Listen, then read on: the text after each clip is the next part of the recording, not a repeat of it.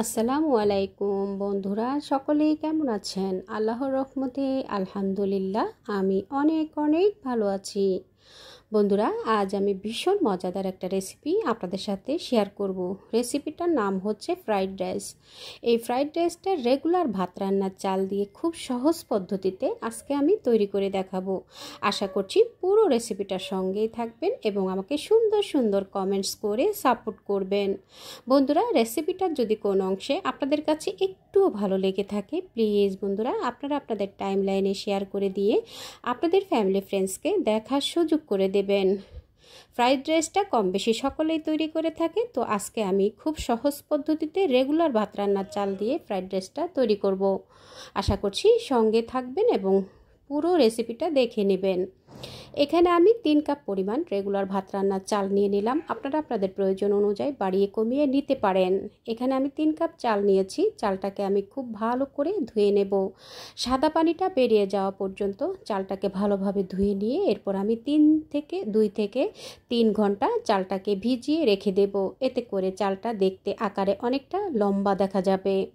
তো চালটাকে খুব ভালো করে ধুয়ে নিয়ে এরপর আমি ভিজিয়ে 2-3 ঘন্টা রেখে দেব। তো বন্ধুরা, আমি এখন পর্যাপ্ত পরিমাণে পানি দিয়ে দিলাম। পানি দিয়ে চালটাকে কষলে কষলে ধুয়ে নেব।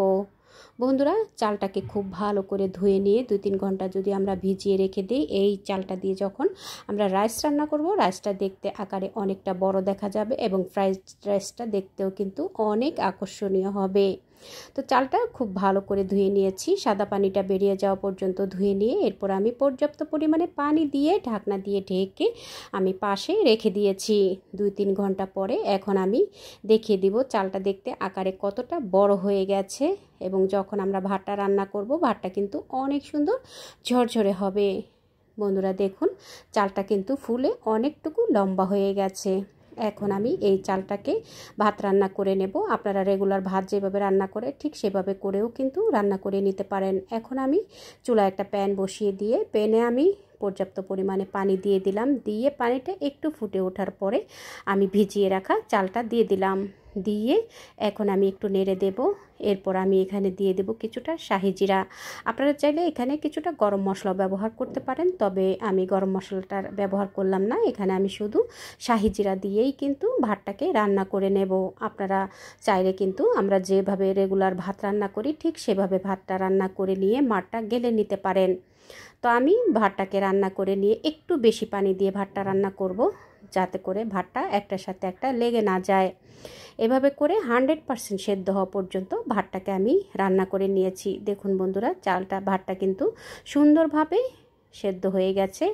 আমি 100% ভাতটাকে সেদ্ধ করে নিয়ে একটা স্ট্রেনারে ভাতটাকে ছেঁকে নিয়েছি। এতে করে পানিটা সুন্দরভাবে ঝরে যাবে এবং ভাতটা কিন্তু সুন্দর ঝরঝরে হবে। এখন আমি ফ্রাইড রাইসটা রান্না করার জন্য এখানে আমি চুলায় একটা প্যান বসিয়ে দিলাম। প্যানে আমি দিয়ে দিলাম 1/2 কাপ পরিমাণ সয়াবিন তেল। দিয়ে এরপর আমি তেলটা একটু গরম হয়ে আসার পরে এখানে দিয়ে দিলাম 1 কাপ পরিমাণ পেঁয়াজ কুচি। পেঁয়াজটাকে একটু হালকা করে ভেজে নিয়ে সাথে আমি কিছু গরম মশলা ব্যবহার করব। এখানে আমি 2-3টা তেজপাতা ছিঁড়ে দিয়ে দেব এবং কিছু এলাচ দিয়ে দেব, 4-5টা এলাচ।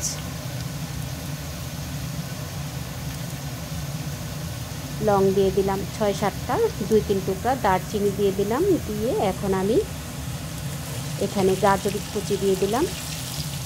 আমি গাজরটাকে একটু মোটা করে কেটে নিয়েছি। ভাজি থেকে আমরা যে ভাজি রান্না করি তার থেকেও কিছুটা মোটা করে গাজরটাকে কেটে নিয়েছি। আমি এখানে 2টা গাজর দিয়ে দিলাম আর কিছু কাঁচামরিচ দিয়ে দিলাম। দিয়ে এখন আমি সবজিগুলো সাথে ভেজে নেব এবং সাথে দিয়ে দিলাম আমি এখানে চিংড়ি মাছ। বন্ধুরা, এই পর্যায়ে এসে আপনারা চাইলে কিন্তু চিকেন ব্যবহার করতে পারেন। আমি আজ চিকেন ব্যবহার করব না, চিংড়ি মাছ দিয়ে ফ্রাইড রাইসটা তৈরি করব। আদার পেস্ট দিয়ে দিলাম 1 টেবিল চামচ। দিয়ে এখন আমি কিছুটা ভেজে নেব। বন্ধুরা, আপনারা নিশ্চয়ই খেয়াল করেছেন আমি কিন্তু প্রথম থেকেই লবণটা দেইনি। প্রথম থেকেই লবণটা দিলে কিন্তু সবজি থেকে পানি বেরিয়ে যায়, যার কারণে আমি কিছুটা ভেজে নিয়েছি সবজি এবং চিংড়ি মাছটাকে একটু ভেজে নিয়ে এরপর আমি এখানে দিয়ে দিব ক্যাপসিকাম। বন্ধুরা, এটা আমার ফ্রোজেন করা ক্যাপসিকাম ছিল। আমি এখানে 3 কালারের ক্যাপসিকাম দিয়েছি। আপনারা চাইলে ফ্রেশ ক্যাপসিকামটা দিয়েও কিন্তু একই প্রসেসে এই রান্নাটা করে নিতে পারেন। সাথে আমি 1 টেবিল চামচের মতো দিয়ে দিলাম সয়া সস। দিয়ে একটু নেড়ে চেড়ে এরপর আমি এখানে টমেটো সস দিয়ে দিব। বন্ধুরা আমি এখানে 2 টেবিল চামচের মতো সয়া সস দিয়ে দিব। আমি আমার উপকরণ অনুযায়ী কিন্তু সব কিছু মশলা এবং সবজিগুলো ব্যবহার করছি। আপনারা আপনাদের প্রয়োজন অনুযায়ী কিন্তু বাড়িয়ে কমিয়ে নিয়ে নেবেন। 2 টেবিল চামচ টমেটো সস দিয়ে খুব ভালো করে একটু হাই হিটে করে ভেজে নিয়ে আমি কিন্তু হাই হিটে সবজিগুলো ভেজে নিয়েছি। হাই হিটে ভেজে নিয়ে এরপর আমি পানি ঝরিয়ে রাখা ভাতগুলো এখন সাথে দিয়ে দিলাম। পানি ঝরিয়ে রাখা ভাতগুলোকে আমি একটু ফ্যানের বাতাসে কিছুক্ষণ রেখেছিলাম, এতে করে ভাতটা আরও অনেকটা ঝরঝরে হয়ে গেছে। দেখুন বন্ধুরা, ভাতটা কিন্তু অনেকটাই ঝরঝরে হয়ে গেছে। আপনারা চাইলে কিন্তু ভাতটাকে আগের দিন রান্না করে রেখে পরের দিনও কিন্তু ফ্রিজে রেখে আপনারা ভাতটা পরের দিন ফ্রাইড রাইস করতে পারেন। তাতে করে ফ্রাইড রাইসটা আরও অনেক বেশি ঝরঝরে হবে। তো বন্ধুরা, এখন আমি ফ্রাইড রাইসটাকে পাশের চুলায় কিছুক্ষণ ভেজে নিয়ে সাথে আমি এখানে 5টা ডিম ভেজে নিচ্ছি।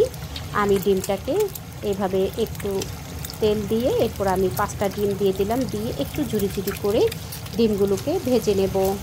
বন্ধুরা, ডিমটাকে আমি হাই হিটে করে ভেজে নেব।